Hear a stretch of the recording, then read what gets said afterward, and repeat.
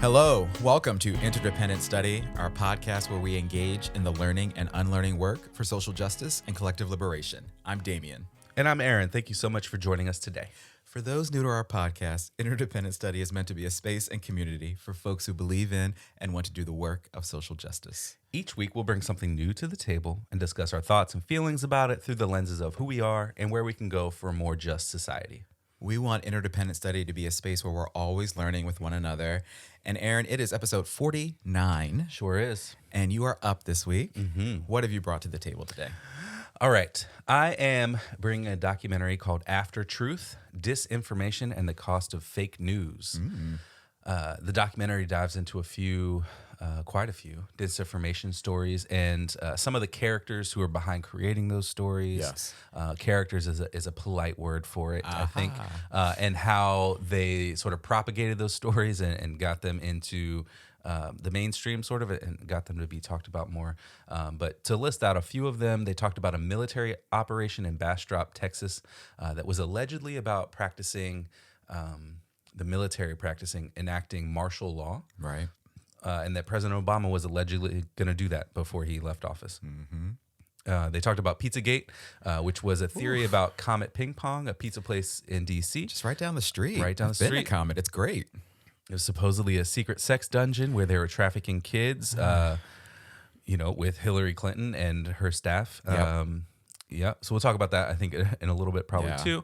Yeah. They talked about conspiracies surrounding Seth Rich and his murder. Seth Rich was a DNC staffer who was murdered in a mugging, but then was accused of leaking things to WikiLeaks, and then being found out and killed off because of that. And then there's a story about some election disinformation in the Alabama special Senate race with Doug Jones and Roy Moore. Roy Moore. Oh, God. Talk about a piece of tea. Roy Moore didn't need any help, sabotaging his own campaign. But some people helped try to do that, too. They also mentioned the smear campaign against Robert Mueller during the Russia investigation. And so they dove into quite a few conspiracies and mentioned a few others. But it's really fascinating to see how much of this is generated by the right wing and how much they've glommed on to this tactic of creating falsified information that has like a little kernel of truth, and then being able to spread that out into the sort of public, especially, as a way to create division and a way to create feeling like people are under attack, like their values are being undermined. So the documentary was super informative and a lot terrifying. And I know we won't get to everything I just mentioned here because that's a lot. I mean, the documentary was 90 minutes. But I'm curious if there's a moment or a topic that kind of stood out to you that you want to mention or get started, how you want to start to talk about this. We definitely won't get to everything for sure. But for me, I think just sort of my overall reaction, like general reaction to this, I think the word is fascinating. Right? Yeah. Like I can't think of a better word than fascinating to describe it. I think like for all of the reasons and sort of the sort of examples of this disinformation, fake news that they shared, and for all those reasons and more, right? I think this was a really relevant and super timely film, right? Like given all that we're seeing and experiencing in our society right now in terms of the news and politics, social issues, social media, right? And they spend a lot of time talking about sort of the use of social media, the use of the internet and technology, right? And I mean, all of that is so ingrained in sort of all aspects of our lives. I think we're really consumed by all of that in a lot of ways, right? And so for better or for worse. So but I do think that I believe this, I do think there's so much potential good and helpful things that can come from and does come from these things, right? Like the news, social media and whatnot. But what I appreciated is this documentary worked to really sort of like shine a light on the power and impact of fake news and how fake news spreads and how fake news can be used as a weapon, right? And I think that's something we all need to sort of see and recognize and talk about, right? Especially in terms of its impact on real people and real issues that that affect all of us, and in particular, and I definitely want to talk about this, like that Seth Rich case in particular, Yeah. and like listening to his brother talk about it. Yeah. Like this has real consequences for real people, right? And so, I definitely want to talk about that. That stood out to me, and I think there's also this idea of how fake news gets us away from the truth, right? And Yeah. disinformation really just gets us away from the truth about what is happening, who we are, what we need, what is reality. And in the context of our little podcast here, right? Like what we need to have a more just society, right? Yeah, absolutely. I think that one of the things I think about as you were talking about is how much information we have access to just all of the time, right? Like it is a fire hose just of information Yes. constantly, and you have to figure out how to control what it is that you take in, Yeah. and filter it through sort of informed practice, I guess, around who you trust and who you don't, and what you believe and what you don't, and what you do extra research on, all those things. Right. Which is, if you think about it, not something that we've necessarily had to do a lot of over the course of human history in terms of like basic kind of facts, right? Right. Like there's some really clear examples in here of, the Bastrop military operation. I think it's fair to be a little suspicious of an 8-month military operation. Sure. Happening around the corner. Like, what are you all actually up to? Yep. But to then jump and say, like, it's practicing for the enactment of martial law. Like What? wh- That's a leap. based on what? Yeah. That's a big leap. Yeah. So wanting to know more versus then this becoming the dominating narrative Yes. about what's happening. Those are the kinds of things where it's like I don't know, we haven't had the opportunity in the same way for somebody to just send out a message that like this is martial law. Yeah. That we do now, right? So people have access to do that kind of thing more, and it takes more practice to like try to filter through Yeah, those but things it's necessary. than ever before. Absolutely. And I think when you talk about like real people, and the impact on real people too, like I think about Pizzagate, and that's why Pizzagate to me is just so terrifying. Yes. Because similarly to Bastrop, Texas, all it took was some emails and some people just making stuff up. Ooh, yeah. And then trying to say that, the John Podesta emails that got leaked, that the discussion of ordering pizza for staffers in there was somehow code for ordering, like Children. Yeah. Yeah. Child sex slaves, essentially. Yeah. And, then people had access to tools to easily spread this disinformation. And then it ultimately led to somebody showing up at the pizza place, at the restaurant with a gun. Yeah. I mean, he drove all the way from North Carolina. Right. Right. So he drove several hours to go check it out because he felt like he it was his responsibility. Yeah. And so he just started walking around, like searching for these dungeons or whatever, and found nothing. And not just a gun, an AR-15. Oh yeah, A rifle. yeah, military grade Yes. weapon. Yeah.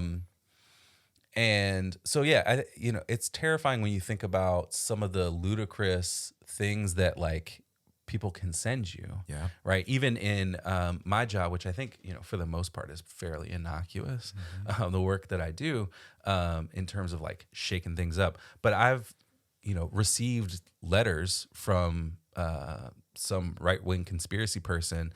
Because my students a few years ago were pushing for some changes to their organization to be more inclusive. They're going to create some new positions and focus on like Right. diversity and inclusion is Yeah. what they were looking for. And these are not radical changes. They're pretty in line with some of the other kinds of reforms that they had made to the organization. But this guy found the story online and then sent 2 sets of letters about it. And so, and some of the stuff in it is just wild. Yeah. And yeah, so none of us are that far away from being put into this kind of position where something that we're connected to is then warped and taken advantage of. And then like we're suddenly in like the crosshairs. Like I think about the owner of Comet Pizza and how Yeah. he's still kind of just receiving death threats. And in the documentary, he's like, yeah, that's just part of my life. That's now. just part of my life now. Like it was Yeah. wild to sort of watch him sort of reflect on it sort of in the aftermath now and just sort of say, yeah, that's my life now. I'm like, what? Yeah. Like you shouldn't have to live yeah. like that. And so this again has real consequences, as I said, right?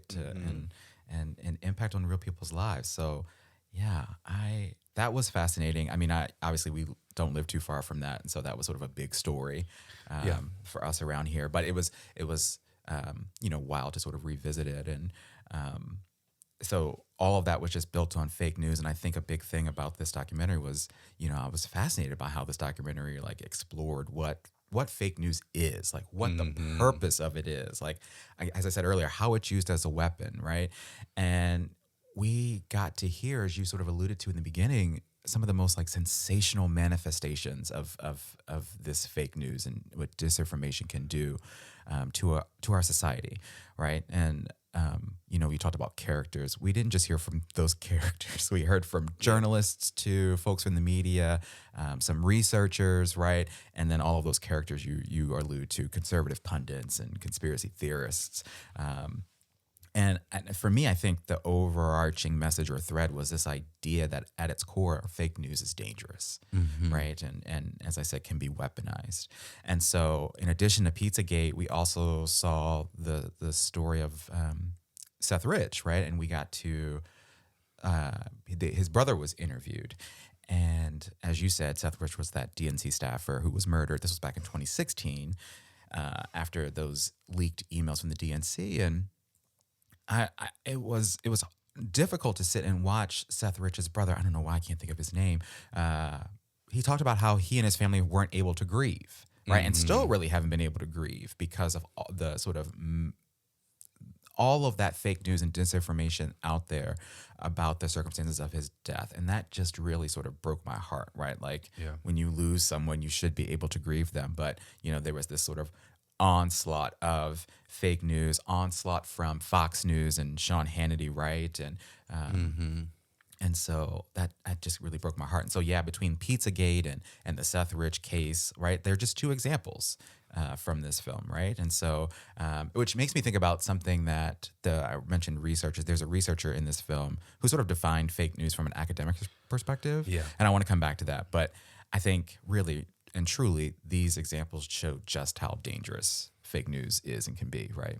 Yeah, and it reminds me of this. The Kara Swisher was one of the people interviewed and hosts a podcast called Recode Decode. Yeah. And so she talked about social media tools, the tools that we have at our disposal now, and how we don't even really think about how powerful they are or what they are or what they can do because they're just so ubiquitous, right? They're kind of just baked into our culture now. But she talks about them in a particular way that I think is so important to understanding fake news because she says that they're the most powerful communication tools in the history of the world. In the history of the world. I had like pause when she said that. I'm like, you're absolutely. Right. Well, and it's interesting because I think that, I think about like our lifetimes is social media has been developed as we have been adults, right? Myself being an early-ish adopter to like Twitter. I think I joined in 2009 as an example. And Facebook, right? Like originally was just for college students. And so we joined before it was this kind of behemoth and sort of watched it transform in both ways. So it's interesting to think about it in that way because it hasn't always been that. Yes, for us, right? And now it is. And so it's been this like sort of gradual thing. But so she compares these tools to guns, right? And she says most of these communication tools are guns. And what do you do with a gun? You shoot it. Yeah. That's what it's for. And I think that's powerful, particularly when you think about the beginning where she calls it the most powerful communication tools ever. We have access to publish content, send it anywhere in the world. The printing press was revolutionary, but this is almost unimaginable, right? Yeah. Especially like for as an example for our podcast, when I look at the statistics, Yeah. we have, not a lot of listeners from around the world, but we have people like I have to scroll to like see Yeah. all of the countries that this Yeah. has been listened to in. Yeah. Um, Fascinating. yeah, and so it's wild to think about that. And what That technology how can do. we, we're not that's not necessarily our target audience, but we're reached like there's some people who's listened in the Philippines, Right. and so that's the printing press was one thing. This right, like this is wild. And the point about guns is key because how dangerous of a tool a gun is when not used with caution. Right. And we, the users, don't even really understand the danger of the tools that we've been given, and the companies themselves. Right? She interviewed Mark Zuckerberg, and he sort of denied some of the danger that exists with like sort of Holocaust deniers. Right. That they weren't intentionally lying. And she's like, no, that's the purpose. Like the purpose is to lie. Right. And so, they either don't understand the danger in these platforms and the things that people are doing with them, or they're playing dumb and choosing not to do anything about it because there's money tied to There it is somehow. money. Absolutely. Yeah, that I really did appreciate sort of Kara's take on everything and sort of her talking about social media and the power of those entities and the impact that they're having. And yeah, her interviewing Mark and even sort of watching their clips in this of Mark's testimony in the Senate, right? I think she referred to this idea of, these young white men are running these companies and these platforms. And, as you said, is it sort of this woeful ignorance? Is it just choosing to not care because of the money, right? Or do they really not get it? I mean, there's a lot to sort of unpack there when you think about it, right? Or having not been harassed before because you're, right. For the most part, cisgender, straight, white male. Absolutely. Like, so there's not a lot about your identity that's ever under attack. So you don't see that you need to build in some like guardrails for how the platform gets used. Absolutely. Yeah, she makes that point. It was a great one. So Yeah. that stood out to me. I was also struck by, and I mentioned this earlier, that researcher. I'm hoping that I'm pronouncing his name right. Yochai Benkler. He talked about, fake news and its impact on sort of real people in our society.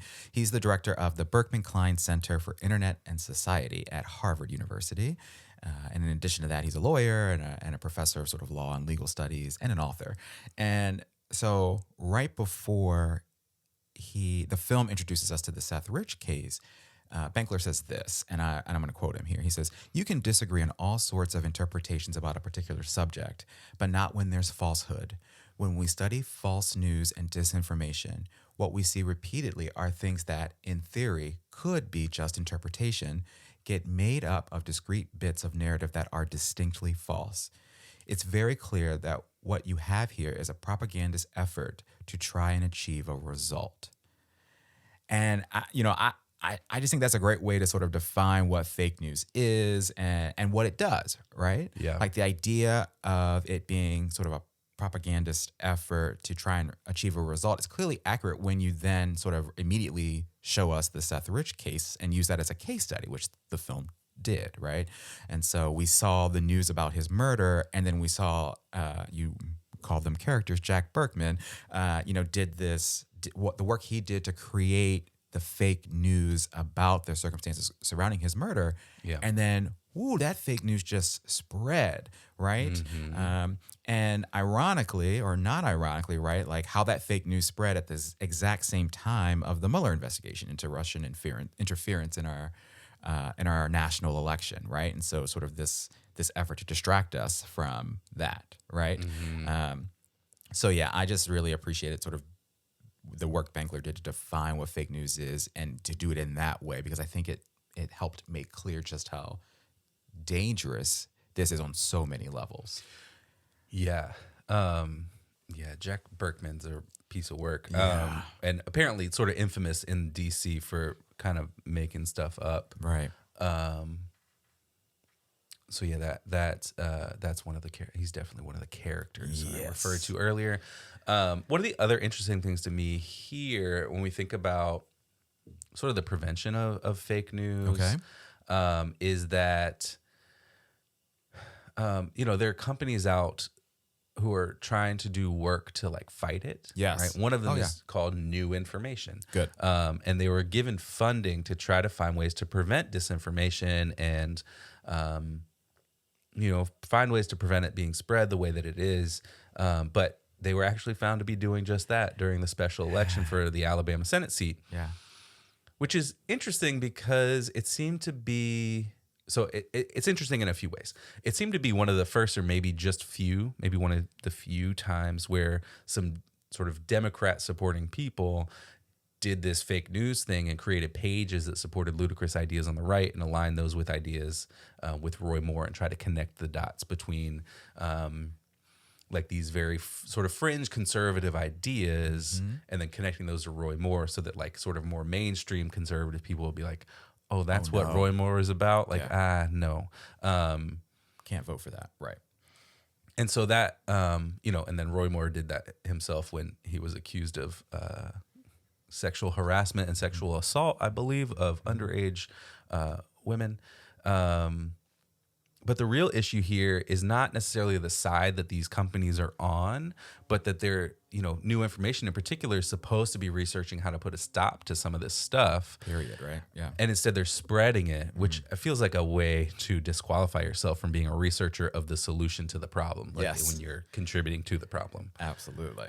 Absolutely. Yeah. And so I think about those sort of companies that exist, and if it were to exist, it's got to be sort of neutral, right? It's got to be you've got to stick to your mission, right? And clearly in this example, they did not. They really did not. So hopefully we see more of that. I mean, I think that is what the Berkman Klein Center is trying to at least research and do, right, from a sort of an academic perspective. So hopefully we see more of that. The other thing I sort of thought about as when the documentary was over and I was reflecting on it was sort of this idea about fake news and the connections to all the things we've been talking about here recently on the show, right? Like we've talked about the recent attacks on critical race theory, right? The backlash to the 1619 Project and the creation of that god-awful 1776 commission, right, way back when. How we've talked about movements and activism and uprisings, right? Or even how we've talked about public safety and the police and the need for abolition, right? We talk about social justice and collective liberation here on this podcast, and this film just reminds me of what I should say fake news has done and continues to do to sort of hurt our efforts to get to the place that we need to be, right? Yeah, the point is to create division and to create propaganda that I think drives us further apart and further entrenches us in our different places, rather than being able to hear each other. Yes, that's it. And I think that the sort of continued effort of that happening, and more in terms of volume and more in terms of probably effectiveness on the right, which is just sort of undermining in a lot of ways these beautiful ideas around what like justice could look like or what liberation could look like, and preventing us from even having those conversations. Right. Absolutely.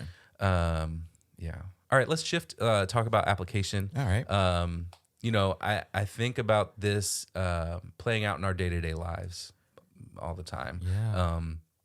You think about vaccine hesitancy that is going around because of the whispers and rumors on the internet, right? And sort of people who don't have any kind of aversion to vaccines being like, I'm not sure about this. Right. Or like, what are the side effects? And it's like, well, side effects are like what the normal vaccine side effects have been for our whole lives, basically.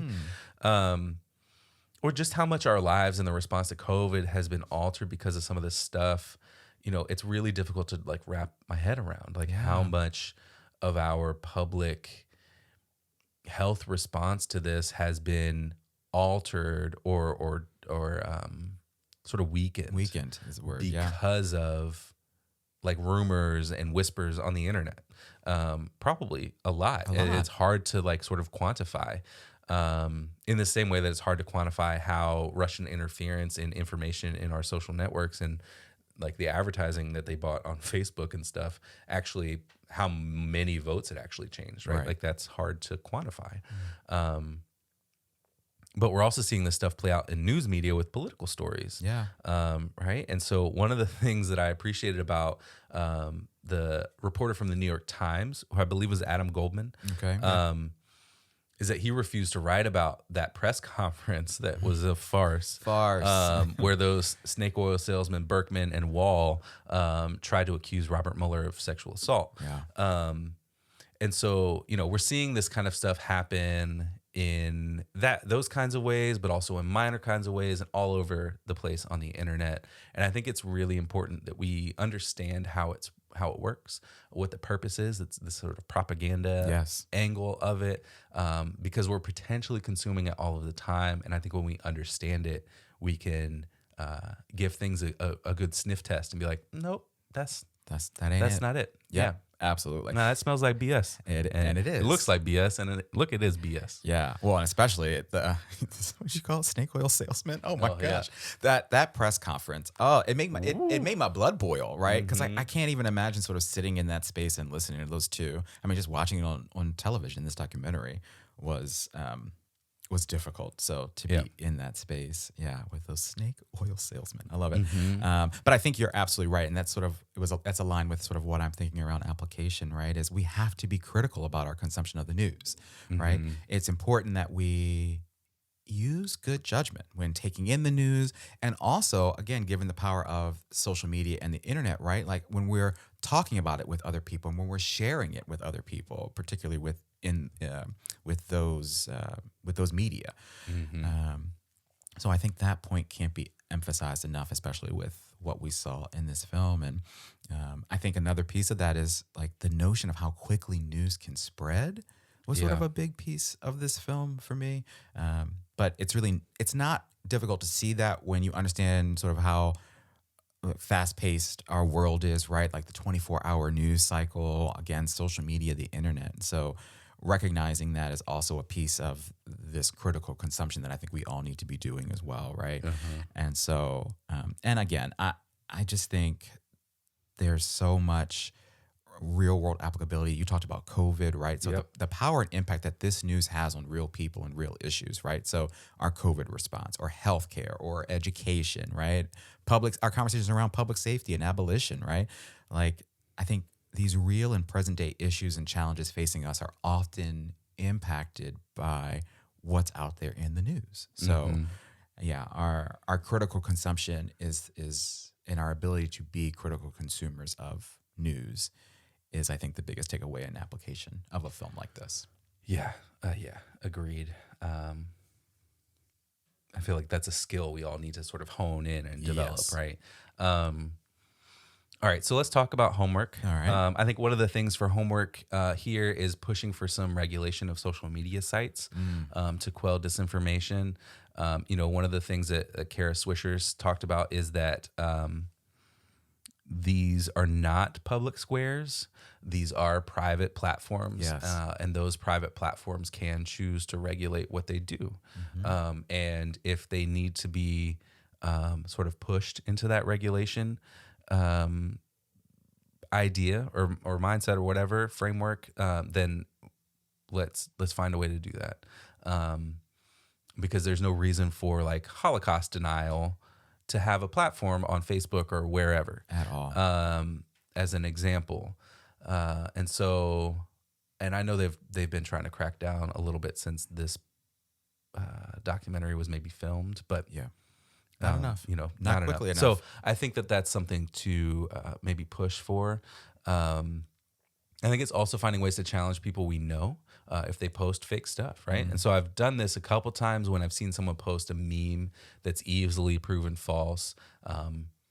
There was one a few years ago that was like for Democratic women talking about abortion, but all of the quotes were not about abortion. And I was like, because the wording of it, I was like, this is weird. Like, this does not pass my sniff test. Yeah. And so I posted like the origins of those 4 quotes on somebody's post, and I was like, look, that's not what this is. Yeah. Good for you. Yeah, but I think that is one of the things that like people hate more than whatever it is that they're angry about, is that when they figure out that they're being duped. Yes. Because somebody wants them to be angry about whatever it is that they're angry about. And I think that that's something that we maybe need to lean into a little bit. Yeah. I don't know.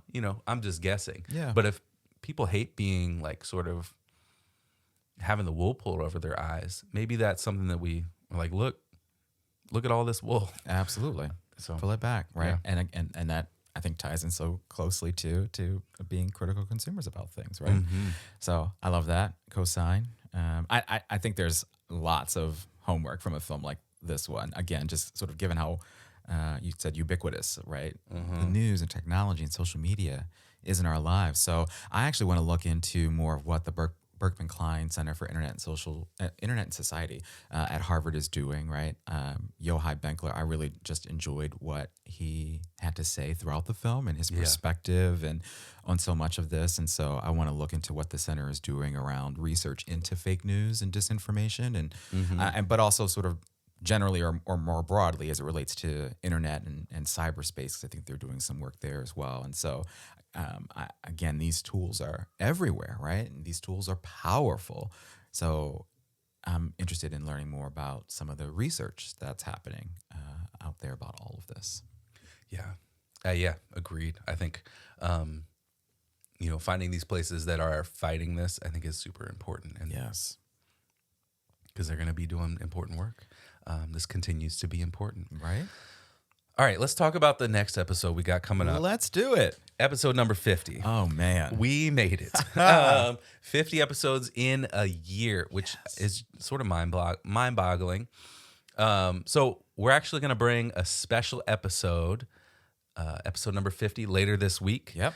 In that episode, we're going to reflect on our year doing this podcast and the things we've learned or meaningful moments or, stuff that stood out to us, whether it's media or things we talked about here, quotes, what have you. And then we'll be back in 2022 with our regular episodes. And you'll be up then, my friend, to bring something new to the table.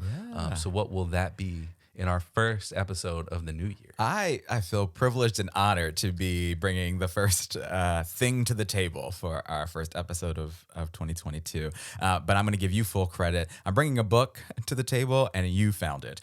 So I'm bringing it. You found it. So we both get credit. So we're both bringing it here. But it sounds super interesting. So thank you for finding it. The book is called Remake the World by Astra Taylor. And if folks want to get it and purchase it, it is on sale right now on Haymarket Books. And so Remake the World is a collection of essays, right? And I'm just actually going to read the book description straight from Haymarket's website. It says, over the last decade, author and activist Astra Taylor has helped shift the national conversation on topics including technology, inequality, indebtedness, and democracy. The essays collected here reveal the range and depth of her thinking, with Taylor tackling the rising popularity of socialism, the problem of automation, the politics of listening, the possibility of rights for the natural and non-human world, the future of the university, the temporal challenges of climate catastrophe, and more. Addressing some of the most pressing social problems of our day, Taylor invites us to imagine how things could be different while never losing sight of the strategic question of how change actually happens. And so I think that sounds really interesting. There's lots in there that I'm sure we can unpack. I would imagine we probably can't even get to all of that in one episode. But that's what we're going to do in, episode 51 in our first episode of the new year. So I'm looking forward to that. Me too. Yeah, I've been wanting to read that book. I think it only came out a few months ago. So perfect. Yeah, it sounds great and wide ranging, which is fun. Yes. All right. Well, with that, we want to thank you for joining us today and for listening to Interdependent Study. You know what I'm going to ask you to do here, but in case you forgot, please follow, leave a rating, a review, share a podcast with the people in your life. Give us a follow over on social media. Check us out on YouTube. We got that channel up and running where you can listen to these podcasts in the background while you do other stuff. Or you can look at our faces because they're on there. It's a constant image of our podcast cover art. Yes. And sign up for our email list to get notified about any new things we got going on behind the scenes. Listen, I'm just trying to do the work to sell us here, you know? Mm-hmm. Hey, folks, thank you so much for listening. And remember, it's not about us, but it is about us. We'll talk to you next time.